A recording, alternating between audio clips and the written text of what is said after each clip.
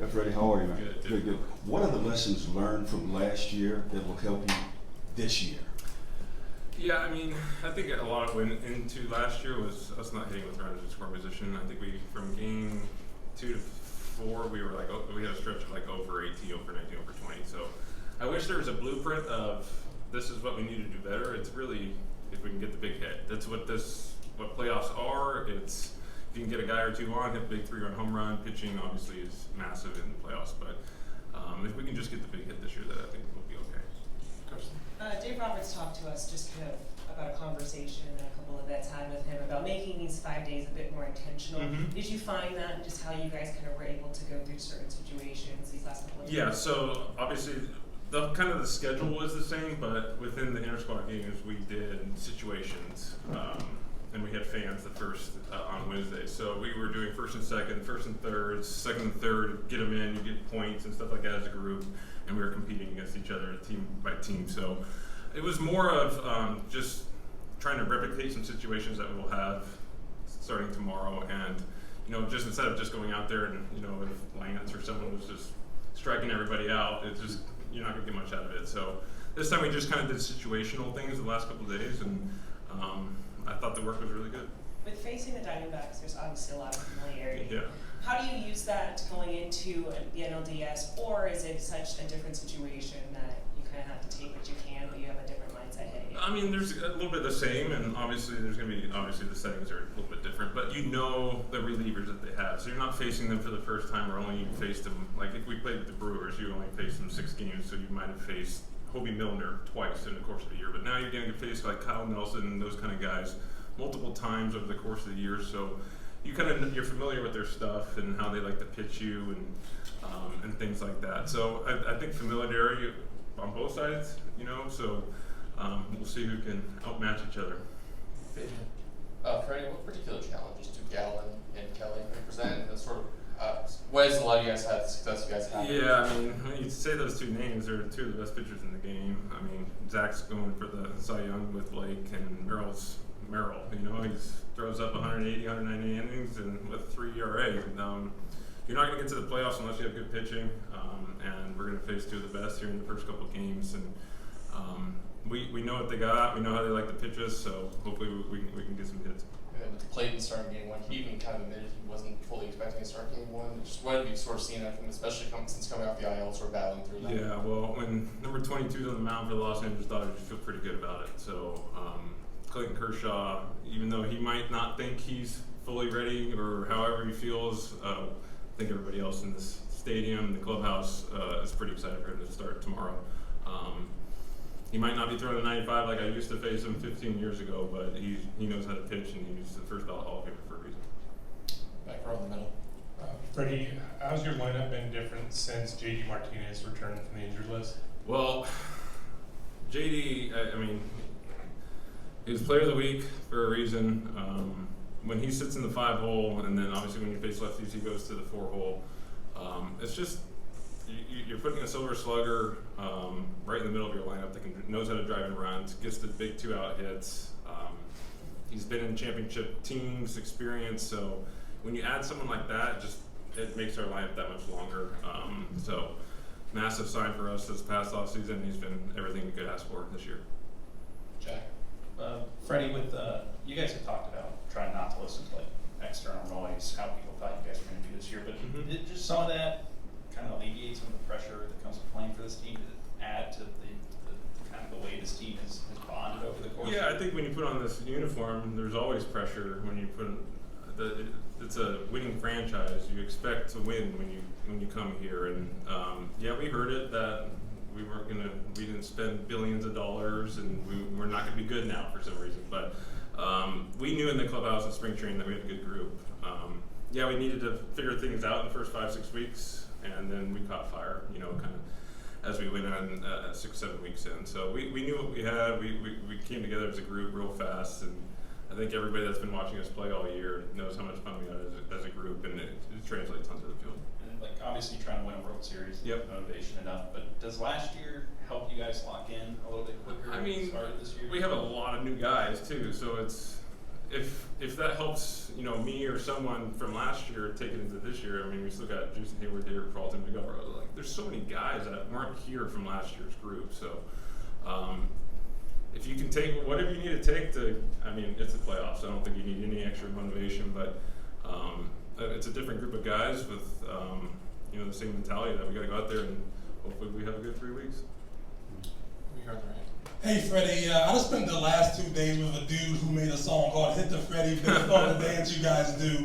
Can you tell me about the second half of the season and how much fun you guys have been having with that? Yeah, so, I mean, obviously, if people don't know, that started, we have a gala here for the Dodgers Foundation, and, it's a great event, and Usher was here, and everyone loves Usher, So I was having a good time, and I started dancing. I was dancing for a front office guy because he was videoing, so I was having fun, but somehow it went viral. But so we were at Max Muntze's house in Texas for his daughter's birthday, and we were all just hanging out. And then one guy started saying, well, "Let's do Freddie's dance." When we hit it down, I was like, "Oh, geez!" I just put my head down. And of course, the next day I was the first one to hit a double, so I decided to do it. But I think that's just it's fun. And when you go on the road, obviously everyone does it here at Dodger Stadium, but when you go on the road and you do it back to your dugout, there is a whole group of Dodger fans.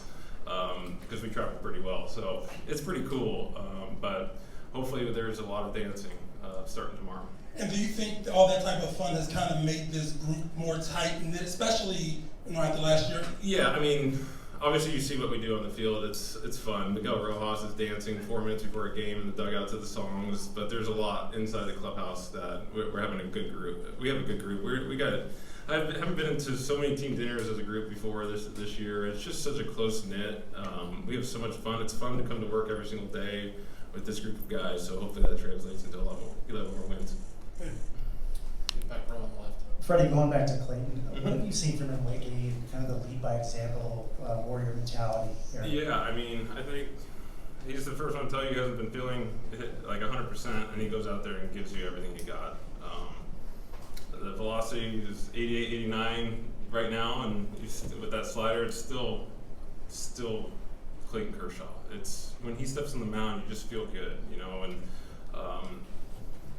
you're not going to feel good every single day for position players, maybe not every 5 days for starters, but when you're a competitor like he is, you find ways. You just find ways to be able to compete. You grind. You do everything you can in between starts to do the best you can. And, what he's been able to do the last couple months, the way he's felt, it's inspiring. It's like there's a reason Hall of Famers are Hall of Famers, and this is another chapter to Clayton Kershaw that just solidifies everything he's ever been about.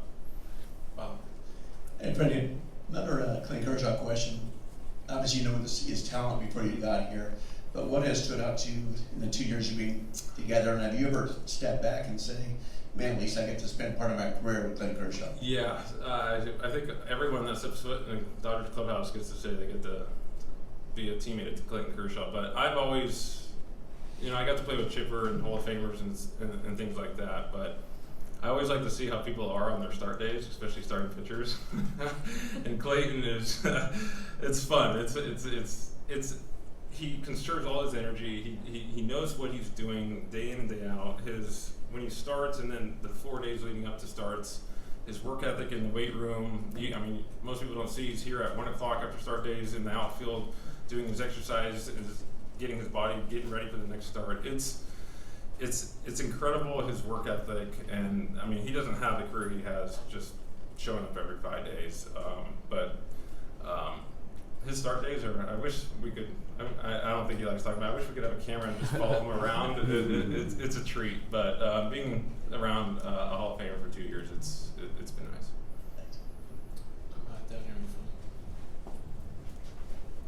Freddie, this is such a tight-knit group, a lot of veteran presence. Yeah. What do you say to some of the younger guys, especially the pitchers? This is their first experience in the postseason. Yeah, words are words until you step foot onto that field and you got 55,000 people and every pitch matters. So, we do the best talking to James and Bobby and Emmett and Michael and everyone that's hasn't been in the playoffs before to just prepare them on what's going to happen, but we're humans. Emotions are emotions, and I always tell everybody, just let it happen, you work so hard in your whole life to become a major leaguer, and then you are wanting to win a World Series. So, and first time in, it's my first one. I struck out my first at bat because I was shaking in the box. It's just that's just how it is. You can just tell them you lay out what it's going to look like tomorrow, but until they get into it and feel it, that's the beauty of being in this situation. So, usually, one of my favorite things about this is being having one of the best records. You get home field advantage. So we are playing defense first. So you can get out there and play defense and kind of calm down by the time you get your first at bat potentially. But no, we just say we lay out what's going to look like, but let it happen. Let the emotions happen. And once you get through the first little at bat, maybe the first play, everything usually settles down, and it's just a baseball game until 60,000 people are screaming. Yeah, I think Kershcam on streaming service is Right? a money maker. I think it would be. Yeah. So He's what- getting toward the end of his career, so maybe he'll allow that. You know? So what was at stake with these sim game points and who won? The blue teams won.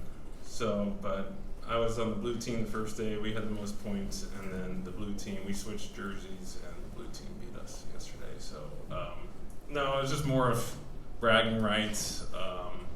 Blue team was hot, but you know, I felt like we had a chance yesterday. So we had bases loaded. There was no outs, and Doc instead wanted Johnny DeLuca to bunt. You know, just to work on a defensive play. And I was like, wait a second, we need to score these runs. I want these guys to come in for points, but it's just more bragging rights between the guys. You know, Lance, Mookie got Lance yesterday. There's some cool things going on yesterday, but more bragging rights. But the blue team won, but I was not part of that second blue team. Back row on the right. Back right, yeah. In a traditional best of 7 playoff series, you can afford a loss, maybe even 2, but in a best of 5, games become more critical. Does that change strategically, mentally, anything about the game? Not for us. I mean, we're just trying to win every single game. I'd rather go win every game and never lose a game. But it's kind of set up a little differently this year with the day off in between the first 2 games.